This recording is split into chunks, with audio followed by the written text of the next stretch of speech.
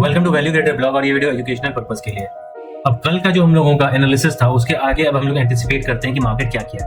अगर हम लोग लगभग 1 आवर का चार्ट अगर देखें तो 1 आवर के चार्ट में हम लोग देख सकते हैं कि 1:15 का जो कैंडल है 1 आवर के चार्ट में, इसने लो को भी ब्रेक किया, इस ट्रेंड लाइन को ब्रेक करने की कोशिश की और इसको बहुत अच्छे तरीके से किसी ना किसी पॉइंट ऑफ टाइम पे ब्रेक कर दिया होगा, लेकिन ये फिर कवर होकर ऊपर चला गया। अब यहाँ पे जैसा कि हम लोग देख सकते हैं, यहाँ पे इस वाले कैंडल से ये जो सैफ्रॉन कलर का बना है, रेड कलर का जो बना हुआ है, अब ये वाला जो है ये एक राइजिंग प्राइस है, इससे हम लोगों को पता चल रहा है। लेकिन वही सब्सिक्वेंट अगर हम लोग नीचे अगर हम लोग ड्रॉ करें तो वही लगातार RSI नीचे गिरता जा रहा है, यानी मोमेंटम जो है वो ब्रेक कर रहा है, मोमेंटम ब्रेक हो रहा है, लेकिन मार्केट ऊपर और नीचे कर रहा है। तो इस वाले जोन में मार्केट एक ट्रेडिंग रेंज में है, इस वाले जोन में मार्केट एक ट्रेडिंग रेंज में है, it's in trading range, trading range, ठीक है, ट्रेडिंग रेंज।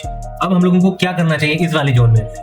अब हम लोगों को इस वाले जोन में बिल्कुल ऐसे बिहेव करना चाहिए कि मार्केट किसी ना किसी पॉइंट पे इस लो को ब्रेक कर देगा, किसी ना किसी पॉइंट पे इस लो को ब्रेक कर देगा। लो है 24,990। मुझे अब लग रहा है कि market will break this low, तैयार रहो लो ब्रेक होने के लिए। और ये लो कौन सा है? 24,990। 24,990 ब्रेक होते ही शॉर्ट, कुछ सोचना ही नहीं है। क्यों नहीं सोचना है? इसलिए नहीं सोचना है क्योंकि there is break in momentum, momentum जो है वो ब्रेक हो रहा है, ठीक है। मार्केट में जो RSI है वो डिक्रीज कर रहा है, ठीक है, डिक्रीज कर रहा है। अच्छा, जब भी हम लोग आवरली चार्ट में ट्रेड करेंगे तो ये बहुत इंपॉर्टेंट है कि क्लोजिंग आनी चाहिए।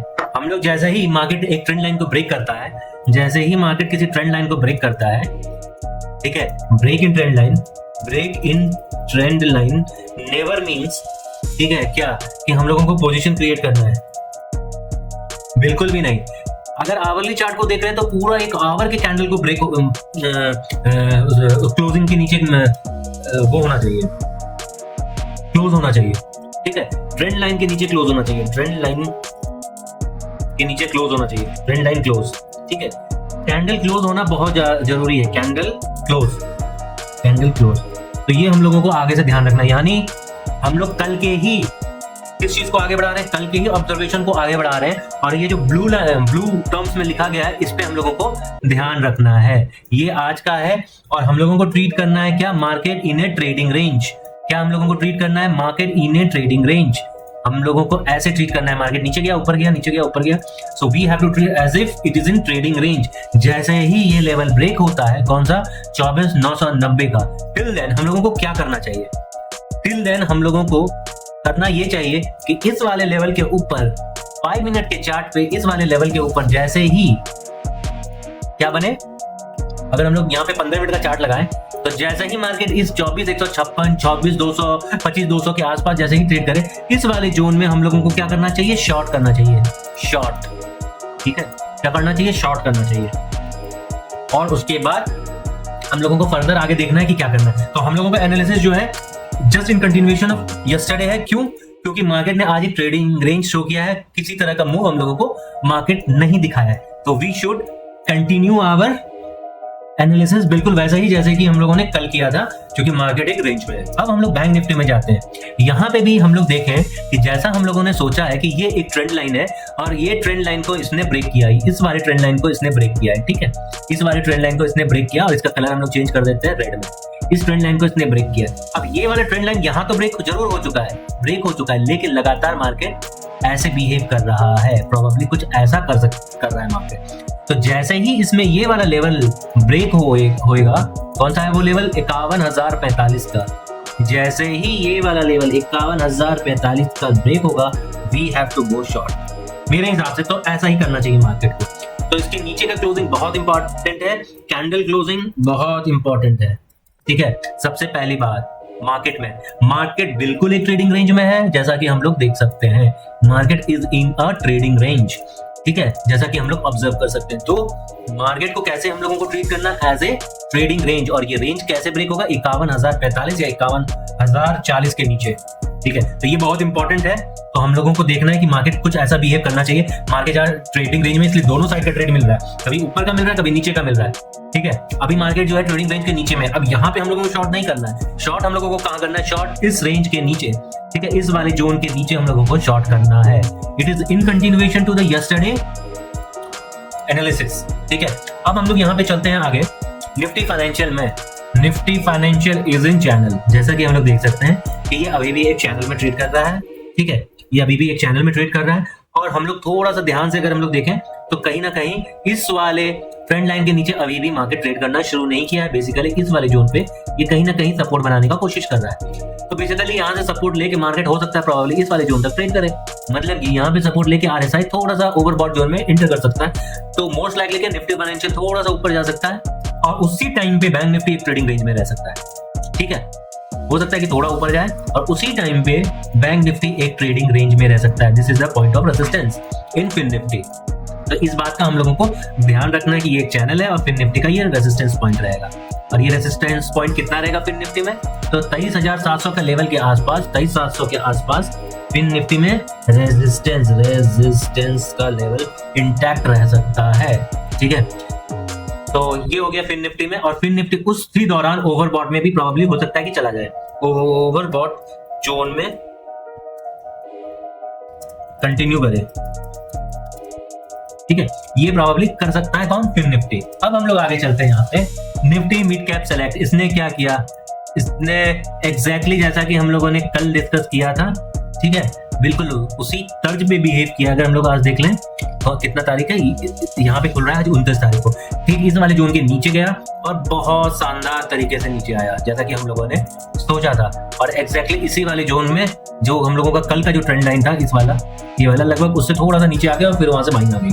तो ये क्या दिखा रहा है, ये दिखा रहा है ट्रेडिंग रेंज। कल हम लोगों ने लिखा था कि मिड कैप निफ्टी एक ट्रेडिंग रेंज में है, प्रोबेबली वो एक ट्रेडिंग रेंज में, जब तक कि ये रेंज का लेवल ये ब्रेक ना हो या जब ये इस रेंज में आ रहा हो, अब 13,105 के अपने रेजिस्टेंस जोन में जब जाए वहां, तो हम लोगों को सेल करना है इसको यहाँ तक के लिए। कहां तक के लिए, 12,946 के लेवल के लिए, जब बैंक निफ्टी ऊपर जाए। ठीक है, ये अपना सपोर्ट जोन है और लगातार हम लोग देख रहे हैं कि ये जो है ब्रेक करता जा रहा है एंड प्रोबेबली ये एक सेलिंग प्रेशर हो सकता है फिर निफ्टी में। ठीक है, ये हो गया मिड कैप का। अब हम लोग आगे अगर हम चले तो सेंसेक्स, कल है सेंसेक्स का expiry. Sensex is behaving as if, ठीक है, जैसे निफ्टी बिहेव कर रहा है। ठीक है, अगर हम लोग यहाँ पे देखें तो सेंसेक्स भी हम लोगों को भी ये एज्यूम अप करना है कि it is in A trading range. ठीक है, और वो रेंज क्या है, रेजिस्टेंस जो सेंसेक्स का बन रहा है, रेजिस्टेंस जो सेंसेक्स का बन रहा है वो लगभग 82,116 के आसपास बन रहा है। ठीक है, 82,116 के आसपास ये एक रेजिस्टेंस जोन बन रहा है और इसका जो सपोर्ट जोन बन रहा है वो 78,589, 78,539, ये इसका सपोर्ट जोन है, सपोर्ट जोन। और ये जो सपोर्ट जोन है ये स्ट्रॉन्ग सपोर्ट जोन है। इस बीच में ये लगातार ऊपर गया है। अगर हम लोग इस चीज को देखें तो लगातार ऊपर गया है, तो बेसिकली ये अभी तक ट्रेडिंग रेंज में प्रॉपर्ली आया नहीं है।